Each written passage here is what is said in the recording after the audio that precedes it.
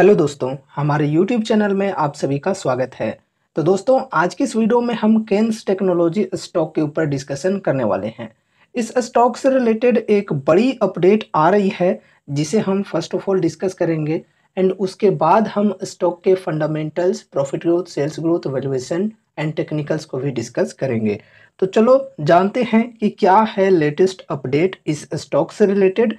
तो देखो, यहाँ पर कही जा रही है सरकार ने सेमीकंडक्टर मिशन के तहत केन्स के 3300 करोड़ रुपए के चिप प्लांट को दी मंजूरी। बहुत ही बेहतरीन न्यूज आ रही है गाइज। चलो अभी हम इसे डिटेल्स में समझते हैं। केंद्रीय मंत्री अश्विनी वैष्णव ने 2 सितंबर यानी कि आज के दिन को बताया कि कैबिनेट ने इलेक्ट्रॉनिक्स निर्माता केन्स द्वारा प्रतिदिन 60 लाख चिप्स बनाने की क्षमता वाला सेमीकंडक्टर पैकेजिंग प्लांट लगाने के 3300 करोड़ रुपए के प्रस्ताव को मंजूरी दे दी है। तो यहाँ पर एक न्यू सेमीकंडक्टर प्लांट सेटअप करने की न्यूज आ रही है केन्स के द्वारा। एंड यहाँ पर देखो, इस चीज से रिलेटेड 3300 करोड़ रुपए की लागत लगने वाली है एंड इसकी मंजूरी भी मिल चुकी है कैबिनेट के द्वारा। बहुत ही अच्छी बात है। एंड ये जो प्लांट है ये सेटअप हो जाएगी तो फिर इस प्लांट के माध्यम से पर डे 60 लाख चिप्स बन सकती है। ठीक है, बहुत ही अच्छी बात होगी। फिर तो प्रस्तावित इकाई गुजरात के सानंद में स्थापित की जाएगी, जहां 76,000 करोड़ रुपए के भारत सेमीकंडक्टर मिशन के तहत 2 और चिप मेकिंग प्रस्तावों को मंजूरी दी गई है। देखो, भारत के सेमीकंडक्टर मिशन के तहत 76,000 करोड़ रुपए की बजट रखी गई थी एंड इस मिशन के तहत 2 और चिप मेकिंग प्रस्तावों को मंजूरी दी गई है। मंत्री जी ने आगे कहा, आज कैबिनेट के केन्स प्लांट को मंजूरी दे दी है जिसकी क्षमता 6.3 मिलियन चिप्स प्रतिदिन है। यह प्लांट 46 एकड़ में बनेगा। यह एक बड़ा प्लांट होगा और इसके उत्पादन का बड़ा हिस्सा केन्स इंडस्ट्रीज को जाएगा। इसकी बुकिंग पहले ही हो चुकी है। केन्स इकाई में बनाए जाने वाले चिप्स विभिन्न प्रकार के एप्लीकेशनों में इस्तेमाल होंगे। ठीक है, जो चिप्स बनाए जाएंगे तो उनकी यूजेज जो हैं वो किन किन चीज़ों में की जाएंगी वो यहाँ पर बताई जा रही है, जिनमें इंडस्ट्रियल, ऑटोमोटिव, इलेक्ट्रिक वाहन, consumer electronics, telecom, mobile phone आदि जैसे सेक्टर शामिल हैं। तो इन प्रोडक्ट्स के अंदर ये चिप्स को यूज किए जाएंगे। ठीक है, चलो आगे बढ़ते हैं। जून 2023 में केंद्रीय मंत्रिमंडल ने गुजरात के सानंद में सेमीकंडक्टर इकाई स्थापित करने के पहले प्रस्ताव को मंजूरी दी थी। फरवरी 2024 में 3 और सेमीकंडक्टर इकाइयों यानी कि सेमीकंडक्टर यूनिट्स को मंजूरी दी गई। टाटा इलेक्ट्रॉनिक्स गुजरात के धोलेरा में एक सेमीकंडक्टर फैब और असम के मोरीगांव में एक सेमीकंडक्टर इकाई स्थापित कर रही है। सीजी पावर गुजरात के सानंद में एक सेमीकंडक्टर इकाई स्थापित कर रही है।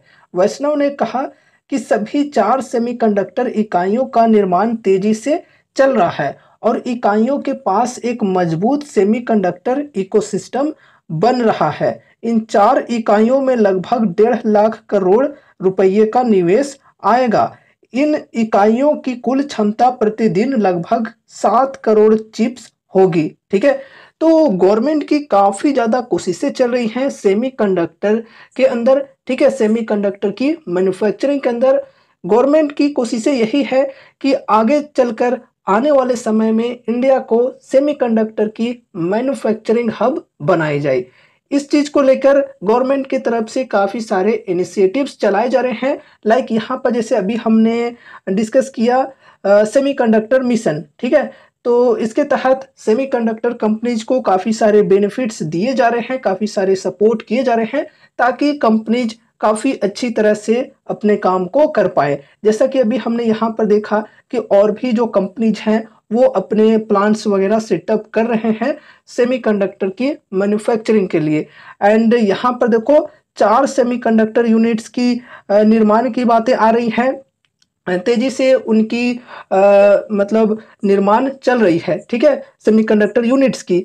अब ये यूनिट्स जब सेटअप हो जाएंगी पूरी अच्छी तरह से और मैन्युफैक्चरिंग स्टार्ट हो जाएगी, तो फिर कही ये जा रही है कि 7 करोड़ चिप्स जो है वो डेली मैन्युफैक्चर हो पाएगी, ठीक है, ये सिर्फ 4 यूनिट्स के माध्यम से।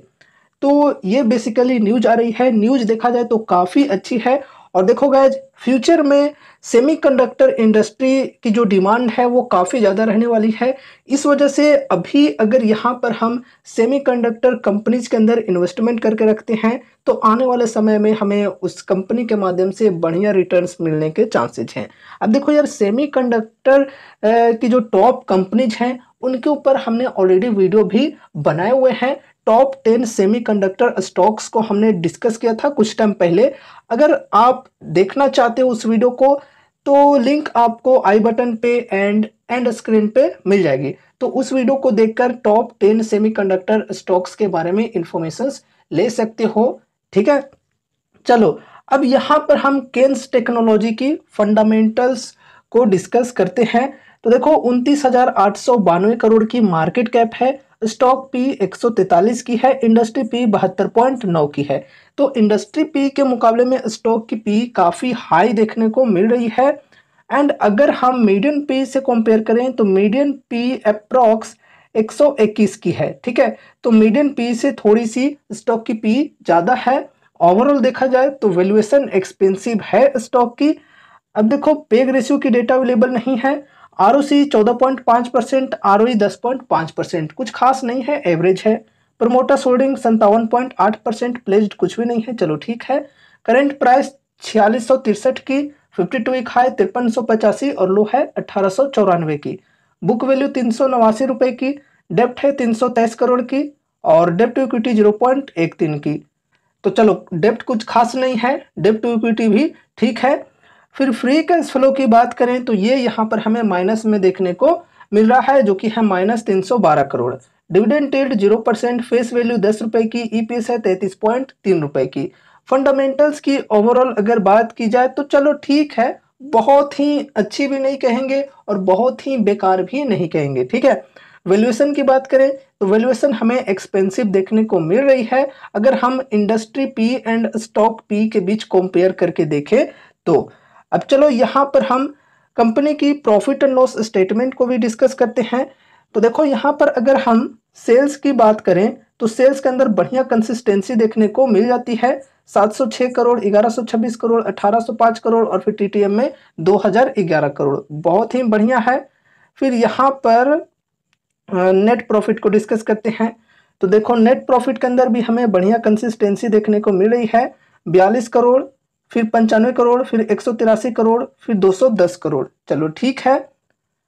एंड चलो आगे बढ़ते हैं। Compounded sales growth and profit growth की बात की जाए तो यहाँ पर भी काफ़ी बढ़िया परसेंटेज में देखने को मिल रही है। देख सकते हो यहाँ पर डबल डिजिट के साथ में है और बढ़िया परसेंटेज है। पास्ट 3 ईयर्स में 62% की सेल्स ग्रोथ रही है, टीटीएम में 60% की, बहुत बढ़िया। फिर यहाँ पर हम कंपाउंडेड प्रॉफिट ग्रोथ की बात करें तो यहाँ पर भी बढ़िया परसेंटेज देखने को मिल रहे हैं। पास्ट 3 ईयर्स में 165% और टीटीएम में 91%, चलो बढ़िया है गाइज। स्टॉक प्राइस सीएजीआर की बात करें तो ज़्यादा डेटा अवेलेबल तो नहीं है। लास्ट 1 ईयर की बात करें तो 134% के सीएजीआर से स्टॉक का प्राइस बढ़ा है, ठीक है। रिटर्न ऑन इक्विटी की बात करें तो ये कुछ खास हमें देखने को नहीं मिल रहे हैं। डबल डिजिट के साथ तो है, लेकिन परसेंटेज अगर 20% तक अप्रोक्स होती तो चलो ठीक मानकर चल सकते थे। अभी यहाँ पर अगर हम देखें तो कुछ खास नहीं है, एवरेज हम मानकर चल सकते हैं। अब यहाँ पर बैलेंस शीट की बात करें तो बैलेंस शीट भी कंपनी की काफ़ी बढ़िया है। कैश रिजर्व की बात करें तो फिलहाल 2423 करोड़ की कैश रिजर्व है कंपनी के पास, और देख सकते हो कैश रिजर्व भी कंपनी की कंटिन्यू बढ़ रही है। एंड फिर यहाँ पर हम कैश रिजर्व की तुलना में बोरोइंग्स की बात करें तो बोरोइंग्स काफ़ी कम है। फिलहाल 323 करोड़ की बोरोइंग्स है कंपनी की। अगर हम इसके मुकाबले में कैश रिजर्व की बात करें तो बढ़िया है, लगभग 8 गुना ज़्यादा है। कैश रिजर्व 2423 करोड़ की है, चलो ठीक है। फिर यहाँ पर टोटल एसेट्स की बात करें तो टोटल एसेट्स भी कंपनी की बढ़ रही है बढ़िया तरीके से, यहाँ पर देख सकते हो। ठीक है, फिलहाल टोटल एसेट्स है कंपनी के पास 3265 करोड़ की। एंड उसके बाद यहाँ पर हम CWIP की बात करें तो CWIP के अंदर 105 करोड़ की देखने को मिल रही है। चलो ठीक है, अब यहाँ पर हम शेयर होल्डिंग पैटर्न को डिस्कस करते हैं कि शेयर होल्डिंग पैटर्न के अंदर क्या है यहाँ पर। तो देखो, प्रमोटर्स के होल्डिंग की बात करें तो यहाँ पर देखो काफी टाइम से स्टेबल है। ठीक है, 57.83% पर। अब देखो यहाँ पर हम FIIs की बात करें तो FIIs की होल्डिंग्स कंटिन्यूअसली बढ़ रही है, जून क्वार्टर में भी बढ़ी है और फिलहाल है 14.27% की। एंड उसके बाद यहाँ पर हम DIs की बात करें तो DIs की जो होल्डिंग्स हैं ये कंटिन्यूअसली घट रही हैं। ठीक है, देख सकते हो यहाँ पर 19.04%, फिर 18.36%, फिर 17.88%। अब यहाँ पर हम पब्लिक की बात करें तो पब्लिक की जो होल्डिंग्स हैं ये यहाँ पर घटी है, लेकिन फिर से यहाँ पर बढ़ी है। 10% के अप्रोक्स है फिलहाल पब्लिक की होल्डिंग्स। लेकिन ओवरऑल यहाँ पर अगर हम FIIs एंड DIs के इंटरेस्ट की बात करें तो काफ़ी बेहतरीन है। ठीक है, 14.27% और 17.88%। एंड देखो, पब्लिक के अंदर ऐसा नहीं है कि सिर्फ रिटेल इन्वेस्टर्स ही होते हैं, जो बड़े बड़े एंटिटीज वगैरह होते हैं वो भी पब्लिक के अंदर ही इंक्लूड होते हैं। ठीक है, तो शेयर होल्डिंग पैटर्न की ओवरऑल बात करें तो चलो बढ़िया है। अब चलो टेक्निकल्स को डिस्कस करते हैं। तो टेक्निकल्स के अंदर हमें क्या अपॉर्चुनिटीज मिल रही है। तो देखो, 52 वीक हाई के लेवल से करंट प्राइस तक की बात की जाए तो कुछ खास डिस्काउंट अवेलेबल नहीं है, लगभग 12 से 13% की ही मात्र डिस्काउंट यहाँ पर मिल रही है। तो यहाँ पर अगर किसी को ये जो 13% की डिस्काउंट है ये ठीक लग रही है तो फर्स्ट SIP करके चल सकते हैं। ध्यान में रखना कि बल्क में बाइंग के लिए बिल्कुल भी नहीं, छोटी सी अमाउंट के साथ फर्स्ट SIP करके चल सकते हैं। अगर उनको कंपनी के fundamentals, financials, balance sheet and future growth के ऊपर पूरा भरोसा है और लॉन्ग टर्म के लिए वो होल्ड करना चाहते हैं, मिनिमम उनका विजन है 3 साल 4 साल 5 साल इस प्रकार का, तो ठीक है। एंड फिर अगर यहां से गिरावटें कंटिन्यू रहती है तो हर 5 से 10% की डिप पर एड ऑन करके भी चल सकते हैं। अब देखो, अगर किन्हीं की स्ट्रेटेजी मेरी तरह है कि मतलब एटलीस्ट 20% की डिस्काउंट तो मिलनी ही चाहिए फर्स्ट SIP के लिए, तो फिर थोड़ा सा वेट करके चल सकते हो। बाकी देखो, स्टॉक अभी अप ट्रेंड में है, ये जो ट्रेंड लाइन है इसको सपोर्ट लेकर स्टॉक ऊपर साइड में शिफ्ट होते जा रहा है। तो यहाँ पर देखो, ये जो ट्रेंड लाइन है अगर ब्रेकडाउन होती है तो स्टॉक के अंदर काफी गिरावटें हमें देखने को मिल सकती हैं। फिर अगर गिरावटें आती हैं तो फिर यहाँ पर ये सपोर्ट के लेवल्स को ध्यान में रखकर चलना है। तो यहाँ पर फर्स्ट ऑफ ऑल ये जो सपोर्ट की लेवल है 4588 की, इस सपोर्ट पर ये जो स्टॉक है ये ट्रेड कर रहा है। उसके बाद यहाँ पर सेकंड सपोर्ट है 4300 की, फिर यहाँ पर है 4059 की, उसके बाद है 3750 की।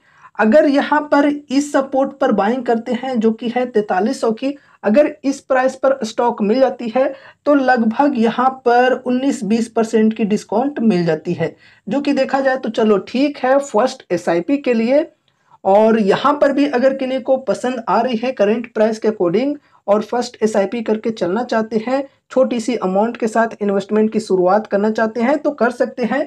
और अभी भी देखो, ये जो स्टॉक है ये सपोर्ट के लेवल पर ही ट्रेड कर रहा है। तो दोस्तों, ये रही हमारी आज की वीडियो केन्स टेक्नोलॉजी स्टॉक के ऊपर, और उम्मीद है कि इस वीडियो के माध्यम से आपको कुछ यूजफुल इन्फॉर्मेशंस मिले होंगे। तो वीडियो को लाइक करके चैनल को सब्सक्राइब कर देना और मिलते हैं अगले नए वीडियोज के साथ। तब तक के लिए बाय बाय।